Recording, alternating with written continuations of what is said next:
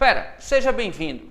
Os vídeos da Mãozinha em Física têm por objetivo tirar aquelas dúvidas e esclarecer aqueles conteúdos que são mais cobrados em vestibulares, provas de exames como o Enem ou na prova da sua escola. Eu sou Ives Urquiza e você está no Física Total. Se você ainda não está inscrito, inscreva-se. Assim, sempre que um novo vídeo for postado, e muitos vídeos serão postados, você fica sabendo e vem aqui para tirar suas dúvidas. Vamos juntos, fera! Acompanhe essa mãozinha. Fera, quando a gente aquece as coisas, a energia recebida pelo corpo faz com que haja um aumento da agitação molecular. Essa agitação molecular faz com que as moléculas tendam a se afastar umas das outras quando aumenta o nível de agitação. Então, a maioria das coisas ao ser aquecida aumenta de tamanho. Os sólidos sofrem uma dilatação que depende da medida inicial desse sólido e da variação de temperatura que ele sofre.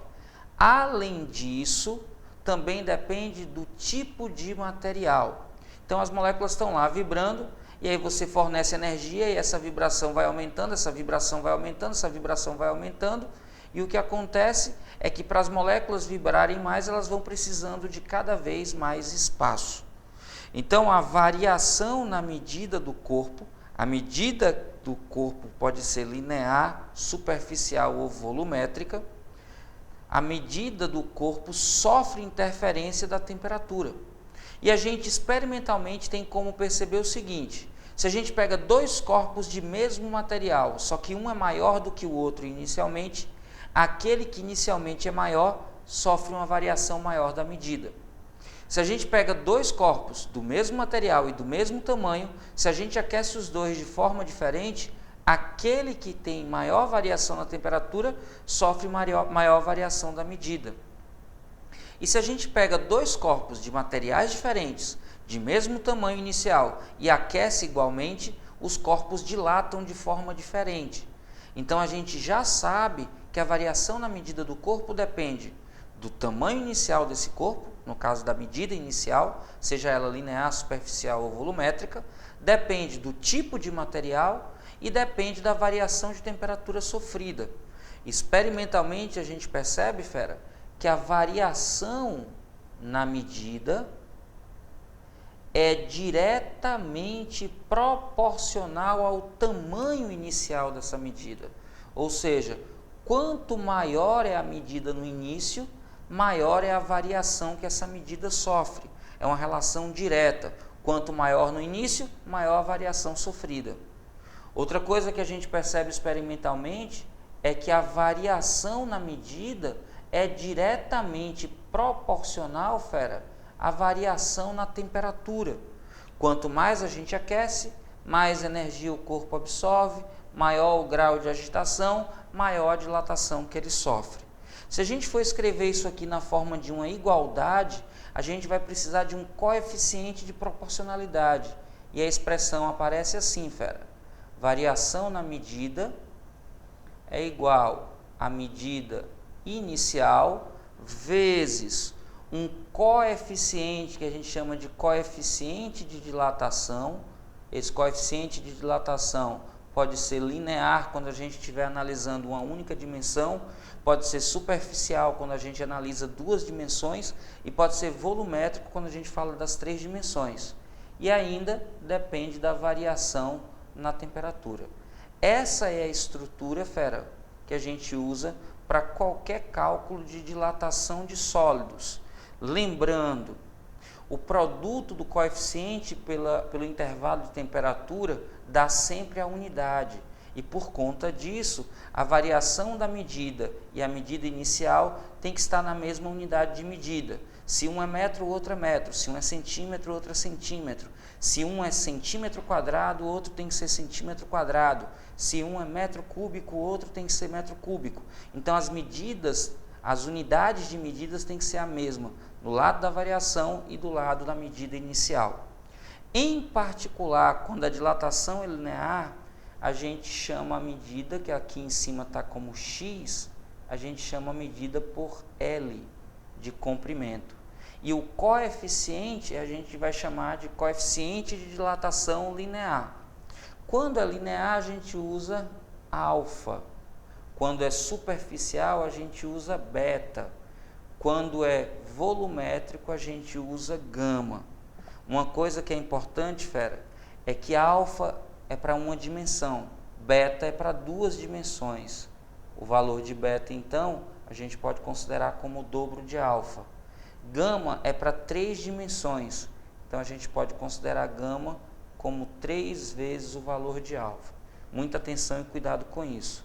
Olhando para essa expressão e para esses coeficientes, quando a gente vai escrever a expressão da dilatação linear, a gente fica que ΔL, que é a variação do comprimento, é igual ao comprimento inicial multiplicado pelo coeficiente de dilatação linear, que é representado pela letra alfa, multiplicado ainda pelo intervalo que corresponde à variação de temperatura. Fera, como ΔL é L menos L0, esse L0 pode mudar para outro membro, e a gente poderia também escrever assim, ó, que L, que é o valor final, é igual a L0 mais a variação de comprimento. Se a gente substituir essa variação de comprimento por L0 alfa delta teta, a gente pode ainda escrever, embora eu acho que seja uma fórmula desnecessária de você memorizar, que L é igual a L0 que multiplica 1 mais alfa vezes ΔT. Se você consegue lembrar dessas duas expressões, já está suficiente bom para que você entenda o que deve fazer. Tranquilo, fera? Muita atenção, porque algumas vezes aparece a dilatação em forma de percentual. E aí, quando você faz dilatação na forma de percentual, você chama x0 da medida inicial de 100% e ΔX de variação percentual. E aí você vai ter sempre essa relação aqui embaixo, ó, fera. ΔX sobre x0 igual a coeficiente vezes variação de temperatura. Para dar isso em percentual, basta multiplicar por 100%. Isso é o que a gente chama de dilatação percentual da medida. Tranquilo? E aí, fera, tranquilo até aqui? Conseguiu entender o vídeo todo? Já deu o seu like? Não? Poxa, fera, dá aquele like, isso dá para reforçar aqui o canal. Se gostou muito, compartilha esse vídeo com teus amigos e chama ele para o canal. Lembra, a gente vai estar sempre cheio de vídeos novos aqui para ajudar você em sua preparação. Agora, fera, se você quer de fato uma preparação completa, vem conhecer meu site www.fisicatotal.com.br, o maior site de ensino de física da internet brasileira. Lá você vai ter, além de 400 vídeos com aulas cobrindo todo o conteúdo de qualquer vestibular ou Enem, ainda mais de 1000 exercícios resolvidos, listas semanais que tem roteiro de estudos, que tem material com resumo, questões de aplicação e exercícios exclusivos com a mesma metodologia utilizada no Enem. Temos turmas para medicina e nelas faremos aprofundamentos específicos. Fera, é o maior canal e o maior site de ensino de física da internet brasileira. Só está faltando você lá.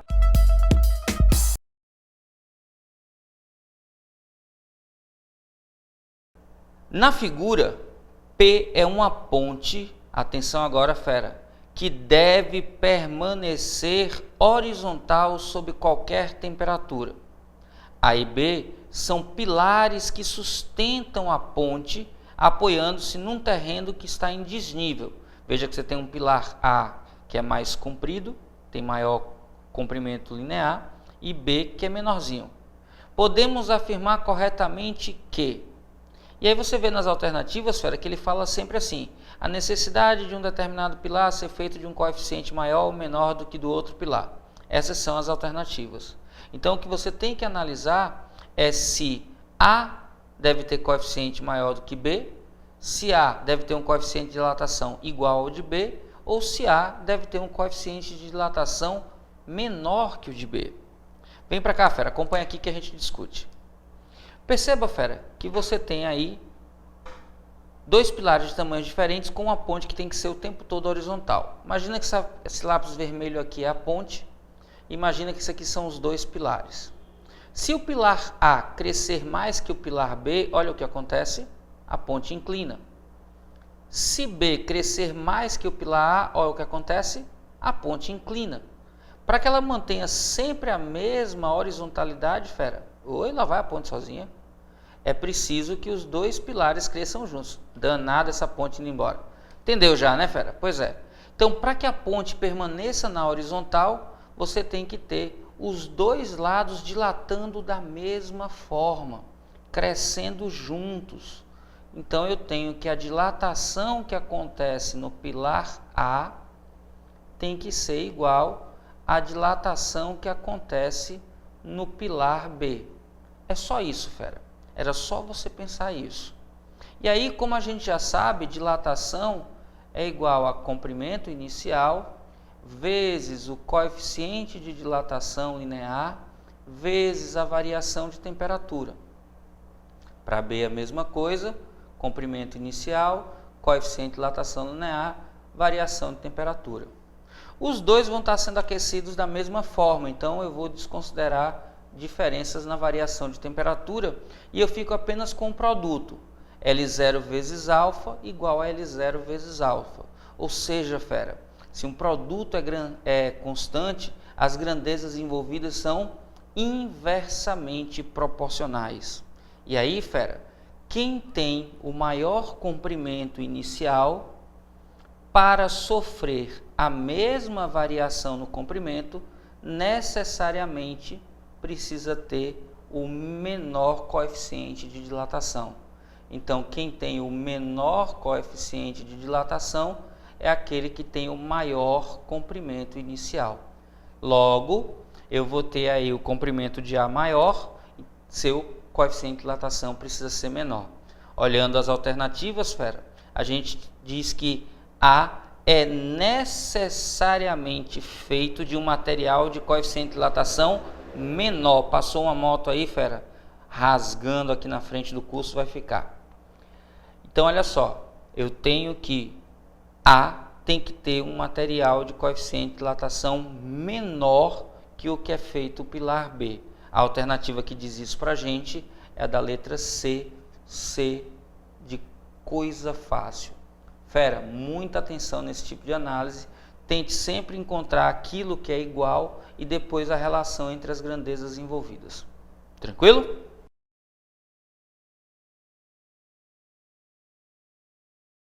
Olha aí, fera. Dá uma olhada na questão e presta atenção no gráfico. Cuidado com as unidades. Veja aí no gráfico que a variação L está em milímetros. Muito cuidado com isso. Ele diz no texto que o gráfico representa a variação em milímetros do comprimento de uma barra de tamanho inicial 1 metro. Cuidado, tem que transformar unidades. Aquecida em forno industrial. Aí pergunta qual o valor do coeficiente de dilatação linear do material. Olha a unidade, fera. Em unidade de 10 elevado a menos 6 graus Celsius. Fera, a gente sabe que ΔL é igual a L0 vezes alfa vezes variação de temperatura. E a gente sabe que como esses dois, coeficiente e variação de temperatura, têm unidades recíprocas, para que essa igualdade esteja com uma equação que a gente chama de homogênea, ΔL e L0 tem que estar na mesma unidade. Para achar alfa, não tem erro, fera. É só isolar o alfa, L0 está multiplicando, passa dividindo, a mesma coisa com ΔT. Então, ΔL fica dividido por L0, que multiplica ΔT. Agora que a gente já sabe como calcular, a gente precisa tirar as informações que estão no gráfico e no texto. Olhando para o gráfico, é fácil de perceber que o valor da variação do comprimento é 15 milímetros.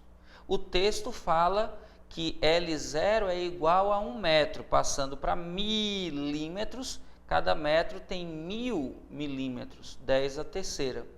E a variação de temperatura é só olhar para o gráfico 500, que eu vou escrever assim, fera, 5 vezes 10 ao quadrado.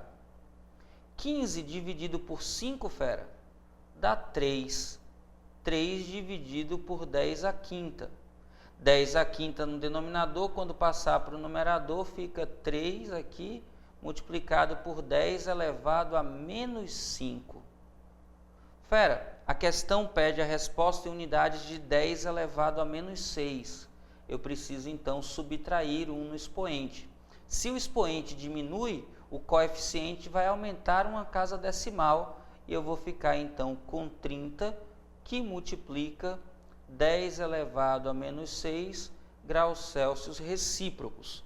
Como ele quer a resposta em unidades de 10 elevado a menos 6, a resposta é 30. Simples assim, fera. E aí, fera, já mereço o seu like? Então dá esse like, porque esse like dá uma grande força para o canal, e o canal crescendo, eu vou crescendo junto e ajudando ainda mais você. Vamos nessa, continue acompanhando o vídeo.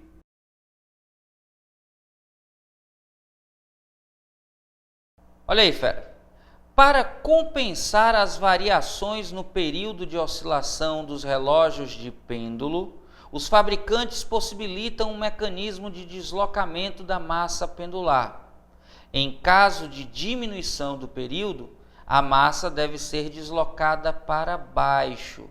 Atenção, fera, se diminui o período, ele fica indo e vindo mais rapidamente e o relógio adianta. Atenção, quando diminui o período, o relógio adianta. E aí, para compensar, a massa é deslocada para baixo. Isso significa, fera, que eu deslocando a massa para baixo, ela volta para a posição correta. Ou seja, quando a massa subiu, adiantou o relógio. Atenção com isso, fera. Se há um encurtamento do pêndulo, anote isso aí. Se há uma diminuição no comprimento do pêndulo, anotou? O período diminui e o relógio adianta. Anote de novo, fera. Se há um encurtamento, se há uma diminuição no comprimento pendular, o período diminui e por conta disso o relógio adianta. E aí, para compensar, você desloca a massa para baixo para corrigir o que aconteceu. E aí ele diz aí, em caso de aumento do período, a massa deverá ser deslocada para cima a fim de fazer a correção. Então, é exatamente o oposto, fera. Se eu desloquei a massa para cima, é para ela voltar para a posição original. Isso quer dizer que ela foi para baixo. E aí, se ela foi para baixo, é porque o comprimento pendular aumentou. E quando o comprimento pendular aumenta, fera, o que acontece? O período também aumenta e por conta disso o relógio atrasa. Então anote aí, fera.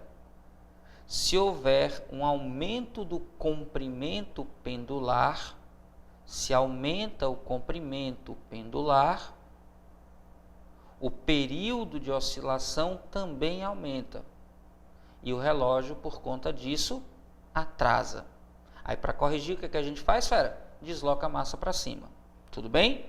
A gente vai falar sobre pêndulos lá na frente. E aí, quando a gente falar sobre pêndulos, a gente vai mastigar um pouco mais o que acontece com os pêndulos, falar do período, falar do pêndulo simples, falar de variação do período por deslocamento da massa pendular. Tá bom, fera? Mas aqui só o texto já dizia pra gente. Se há uma diminuição no comprimento do pêndulo, há uma aceleração, há um aumento, há um adiantamento do relógio. Se tem um aumento do tamanho do comprimento do pêndulo, há uma diminuição do período e um atraso do relógio. Aí no segundo parágrafo diz assim, fera. Considere um relógio de pêndulo feito de material de alto coeficiente de dilatação linear que foi calibrado a uma temperatura de 20 graus Celsius sem o mecanismo de compensação. Ou seja, não tem como deslocar a massa para ela voltar para a posição original. Então, se houver um aquecimento, vai haver uma dilatação, aumenta o comprimento e atrasa o relógio. Se diminuir a temperatura, vai ter uma diminuição no comprimento e aí o relógio adianta. Simples assim, fera. Aí ele diz nas alternativas, O relógio irá funcionar de forma precisa em qualquer temperatura? Não. Ele só vai funcionar de forma precisa em 20 graus Celsius. Ele vai adiantar quando estiver em um ambiente cuja temperatura é 40 graus Celsius? Fera, se a temperatura é 40, é uma temperatura maior. Vai haver uma dilatação do comprimento pendular. E quando aumenta o comprimento pendular, o que é que acontece? Isso, fera, o relógio atrasa. C. Vai atrasar quando estiver em um ambiente cuja temperatura é 40? Sim, fera, como a gente acabou de explicar, se a temperatura é 40, a temperatura é maior do que a que ele foi calibrado, vai haver uma dilatação no comprimento do pêndulo e essa dilatação vai fazer com que haja um aumento do período e por conta disso vai haver um atraso do relógio. A alternativa correta, letra C, de coisa fácil. E aí, fera, tranquilo até aqui? Conseguiu entender o vídeo todo? Já deu o seu like? Não? Poxa, fera, dá aquele like, isso dá para reforçar aqui o canal. Se gostou muito, compartilha esse vídeo com teus amigos e chama ele para o canal. Lembra, a gente vai estar sempre cheio de vídeos novos aqui para ajudar você em sua preparação. Agora, fera, se você quer de fato uma preparação completa, vem conhecer meu site www.fisicatotal.com.br, o maior site de ensino de física da internet brasileira. Lá você vai ter, além de 400 vídeos com aulas cobrindo todo o conteúdo de qualquer vestibular ou Enem, ainda mais de 1000 exercícios resolvidos, listas semanais que tem roteiro de estudos, que tem material com resumo, questões de aplicação e exercícios exclusivos com a mesma metodologia utilizada no Enem. Temos turmas para medicina e nelas faremos aprofundamentos específicos. Fera, é o maior canal e o maior site de ensino de física da internet brasileira. Só está faltando você lá. Vamos juntos, fera. Esse é seu ano. Lembre que você pode.